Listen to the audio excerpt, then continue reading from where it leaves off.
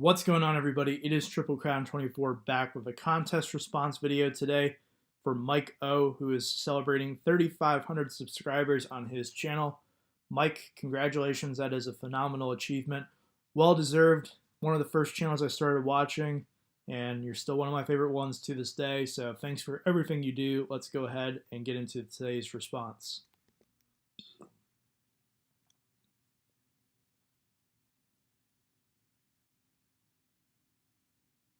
All right, first part to Mike's contest is he wants to know 5 cards that we want to pick up for our PC in 2019 that are within our means. First one up for my Tigers team set, 1954 Topps K-Line rookie card. Trying to find one that is raw. What I'm really looking for is for an eBay seller that says that this card is not in that good of condition.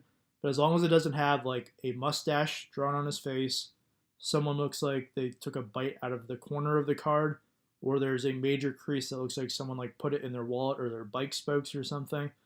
And that's all I need for the K-Line rookie. It just needs to be in presentable condition. Even centering's not that big of a deal to me on this one. But finding a raw version is very challenging. There's probably more graded versions out there than there are raw versions. So finding one that is authentic, not a reprint, not altered, is exactly what I'm looking for. So it might be a little bit hard.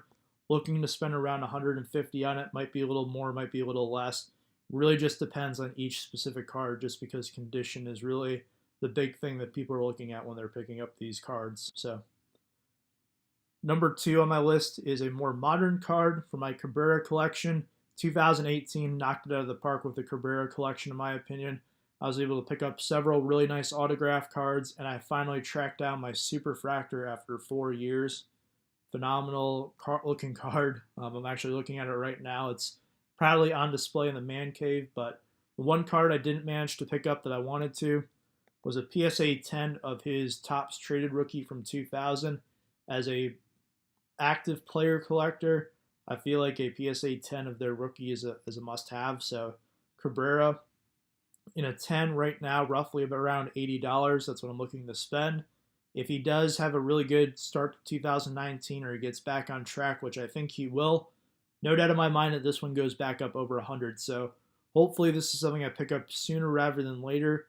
Ideally, I want to pick it up before I leave for the Cactus League in late February, but we'll see how that goes. Money will be a little bit tight as I save up for that trip, but hopefully I'll be able to pick one up if it is affordable soon. Probably going to wait for the next eBay Bucks deal to come around so I can capitalize on that. All right, next up is a vintage card that I wanted to add. Part of my goal to add more vintage to my collection. Kind of start off a little bit smaller with this one. This is a card that I think I can get for a pretty good price. 77 Topps Mark Fidrych, aka the Bird. Had one of the best rookie seasons of all time. Took the world by storm. Kind of one of those guys that was able to, transcend baseball and diffuse into popular culture in 76. Everyone knew who the Bird was. So he's definitely a prominent figure in Tigers history. I don't know what other collectors think about him outside of Tigers fans. So if you're not a Tigers fan, let me know what you think about this Fidrych card. But to me, it's one I definitely have to have as a Tigers collector. Around $40 is what I'm trying to get, as long as I can get it in an 8.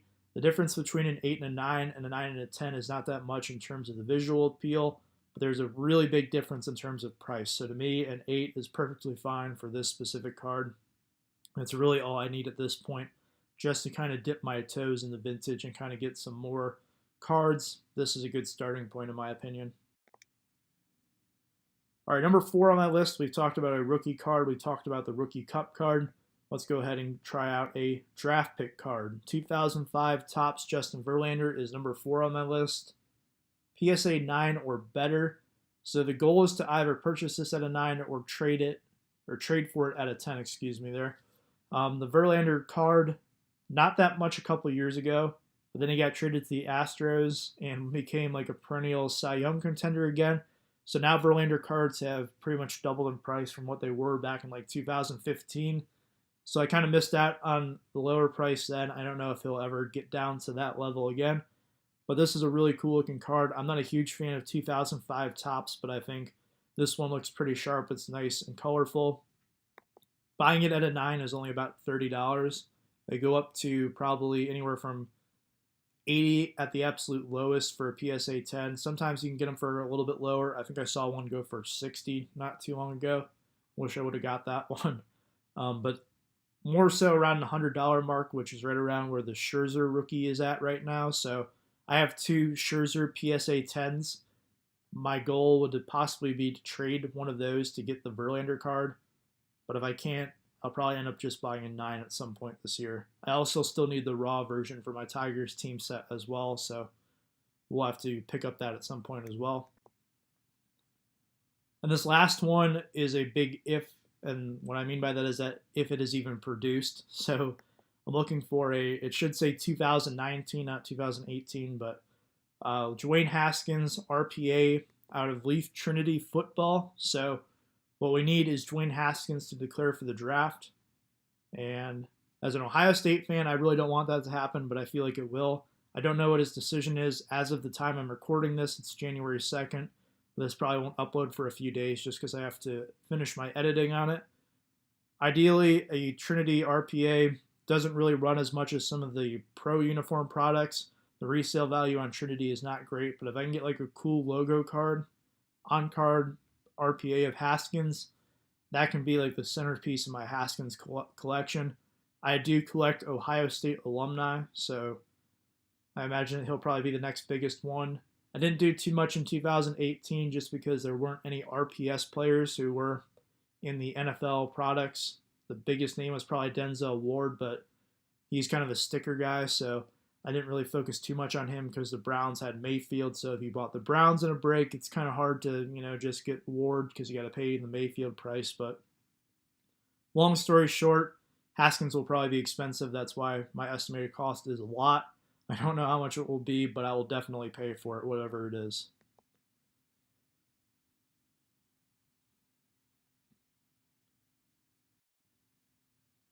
Moving on to the second part of Mike's contest is 5 to 7 shoutouts to fellow YouTubers. He wants us to mix it up a little bit, get a different variety of people in there. So this is my best job of mixing it up here. 5 channels. I'll tell you what I like about each one.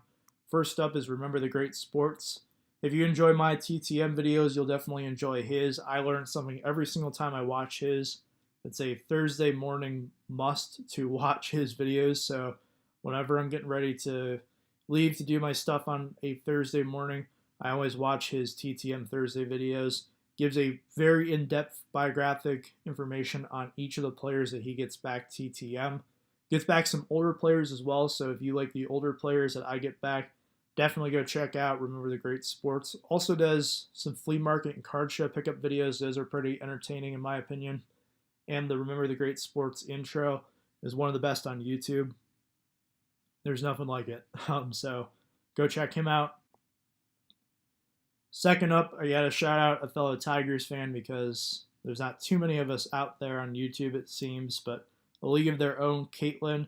It's always nice to find another channel that is a fan of the same team that you are. She's a big Tigers fan, and she has a phenomenal vintage collection. I first started watching her channel because of her Al Kaline basic set registry, and the Kaline cards that she picked up look phenomenal. I'm definitely envious of her collection, but happy that she was able to complete it. Really cool looking set. Definitely go check that out if you're a fellow Tigers fan.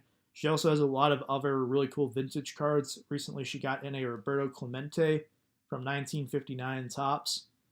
Really cool looking cards. So if you enjoy vintage, you'll enjoy her channel for sure. She also has phenomenal editing. Some of her intros and some of the other little touches that she puts on her videos, really solid. Probably some of the best editing on YouTube. So shout out to A League of Their Own. Next one is Eric from ThoseBackPages, a channel that I have recently started watching. I know that he's been around for a while, but I actually just found his channel. As I get more and more into vintage, I find myself subscribing to more and more vintage channels. What I like about his is that he has a very, I don't even know how to put it in words, like outstanding, extraordinary, whatever adjective you want to use, vintage collection. Sometimes I watch some of his videos and his collection could blow mine out of the water in just about 5 minutes of some of the stuff he shows off.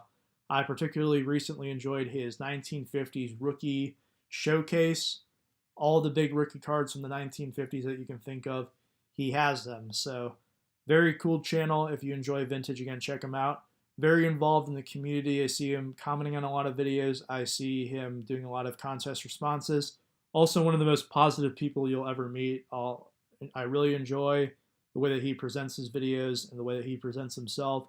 So very positive influence on the community for sure. Definitely a channel you want to check out. Number 4, a more recent channel, Jeff AirTime Cards. I believe he just hit 150 subs not too long ago, so he's definitely grown a lot since I first subscribed to him. He does some investment pickups. So those are kind of the videos I really have enjoyed, listening to what he thinks about some of the current players in today's game that don't get too much hobby love, but he's picking them up for cheap, and then hopefully that they will turn out to be something even bigger on down the line. So definitely something that I don't see every day in terms of why we invest in certain players. So I kind of like that element to it. Does a lot of contest responses, so again, very involved in the community. Also incredibly friendly. I can just tell based on his personality in his videos and his responses and his comments that he is a pretty friendly dude. So Jeff AirTime Cards gets a shout out there. And the last one, a YouTuber that's been around for a while, but I shout him out because he is very close to 3,000 subs. I believe he's less than 100 away right now, so go subscribe to SilverJackerFi. Very diverse in his content creation. He does do some PSA stuff. I haven't seen any recent PSA submissions on his channel, but I've gone back to watch the other ones. I've been subscribed for a while. Has a phenomenal vintage collection as well, but does a lot of modern cards. So best of both worlds. If you enjoy both vintage and modern, you'll enjoy his channel. I'm sure everyone knows who SilverJackerFi is, but very close to 3,000 subs. Hopefully he'll get there pretty soon, but definitely deserves it. Also, I'll have to say, go subscribe to him right now because I only get 4 annotations at the end of the video for channels, and I have 5 shoutouts. So I'll leave a link in the description for SilverJackerFi, but I do have the remaining channels right here. So if you are interested in anyone who I shouted out today, definitely go check them out. Mike, thanks again for the contest. Thanks everyone so much for watching. I'll see you next time. Have a good one.